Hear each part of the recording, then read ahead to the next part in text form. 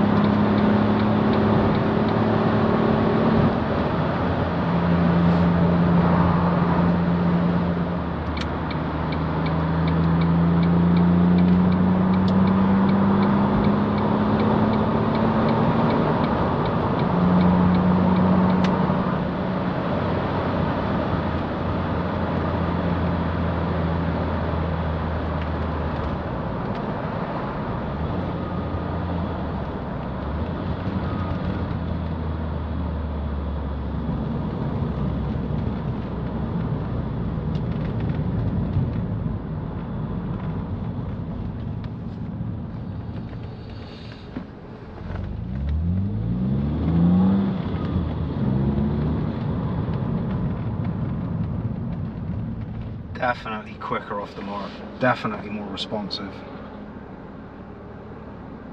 Let's just hope it don't blow up.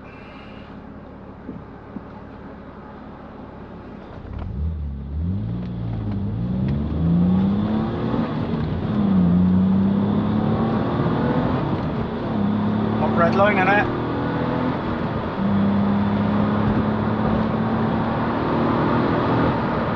That's good enough for me. Yeah, this has made a hell of a difference. This is nice now. This is really nice to drive. I mean, it was nice before, but it picks up so much quicker through the rev range. As soon as you get to that 4,000 RPM, it really does take off. You know, it's sort of fairly rapid now. I mean, these things are never going to be the quickest things on the road, but that is just nice now. I'm well impressed.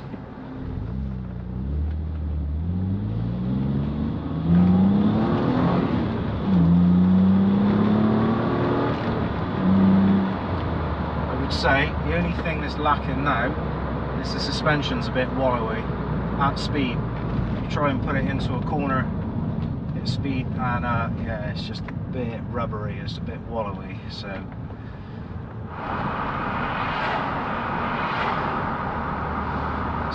any of you that have got one of these, I don't know if you do the same as me, but when I'm taking it on a spirited drive, if you like, I like to keep the heater on, even if it is summer.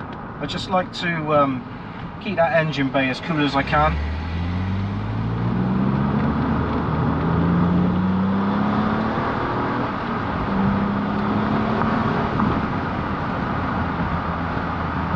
And the window's down because it does get hot.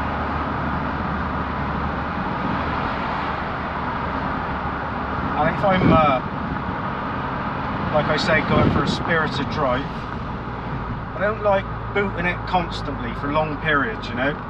I just like to give the engine chance, or a coolant system chance, to bring the temperature back down to its normal operating temperature. You know, I don't like getting that operating temperature up too high. Call me fussy or what, but yeah, I just think these old girls now are that age where, you know, you need to be doing little things like this to just make sure, you know, you're keeping it in check, keeping it out of trouble. Obviously, warming it up, I like to drive this thing for at least 5 or 10 minutes before I start giving it some. But having the map is definitely encouraging me to give it some. I got to be honest, because this thing just sounds absolutely wicked when it gets wound up, and it's getting wound up that much quicker than it used to. I got to say it. It is a noticeable difference. Like I said, not massive, but it all helps. And it was drivable before. It was nice. It was a nice drive before, but it's even better now. The only thing I'm a little bit twitchy about is that suspension, because before you know it, you're doing 90 kilometers an hour. That is, and you see a bend or a corner, and all of a sudden is brown trouser time.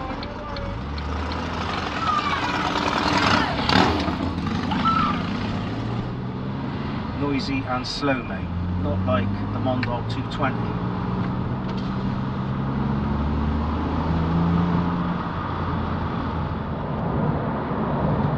I am so chuffed with this. This has made my day. This is now running how I think it should have always ran. I was a little bit disappointed when I first got this thing, and you know, I'm not being funny, but when I did get this thing, it wasn't running right. There's no two ways about it. But now, especially since I've had this map, I really feel like, you know, this is how it should be running. The TDCi is a different power delivery, you know. The TDCi, the power just comes all in one lump, and you do go up through the box really quick, and it does get to 90 kilometers per hour really quick. But this thing, I think, is, I don't think there's anything in it now. With the TDCi, the power's there instantly, the turbo kicks in, the boost kicks in and is there straight away, but it dies out. With this thing, you have to wait for the power, you have to build the revs up. Like I said, 4,000 RPM and after, that's when this thing really comes alive, and then it kicks in. But I think this thing, the power band, if you want to call it that, when it really kicks in, I think this thing lasts a bit longer. So, you know, with the TDCI, it's all very quick and it's all over quickly. You need to change up and go for the gearbox. So with this thing, I don't think you need to change gear quite as quick, and the gears are longer, believe it or not. Although it's, you know, it doesn't really come into its own until 4,000 RPM. You know, you can rev it right up to nearly 7,000. This thing, I've not done that. I wouldn't dream of doing that, to be honest with you. But 6,750 RPM this thing red lines at. But quite frankly, I don't want to do that in this one. I take it to about 5.5 max, and that'll do me, because the girl's 20 years old now almost, and you know, although I've done a lot of work to the engine, I've given it a lot of TLC, I've babied it, a lot of oil changes, etc. I still wouldn't really want to stress it too much, you know. Although I have got another block, and that block, that lump seems to be in a really good condition. Yeah, I still don't really want to push it that much. I'm happy with this. I am really happy. I know I've said it a few times now, but this is lovely now. This is such a nice car to drive.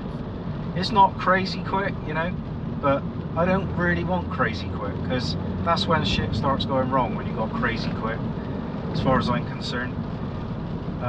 This is just nice. It sounds nice. It's a nice, comfortable drive.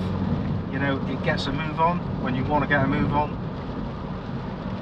It gets away from the lights, it gets away from junctions nice, and it picks up nice on the motorway now. You know, you can have it in top gear, and alright, you might have to drop it down a gear if you really want it to shift, but yeah, it gets on now. It gets on really nice, and I'm happy. That's all I want. I just want something that, you know, you can press the go button and it does go. Before, you had to wait a little bit. Now, it's on it.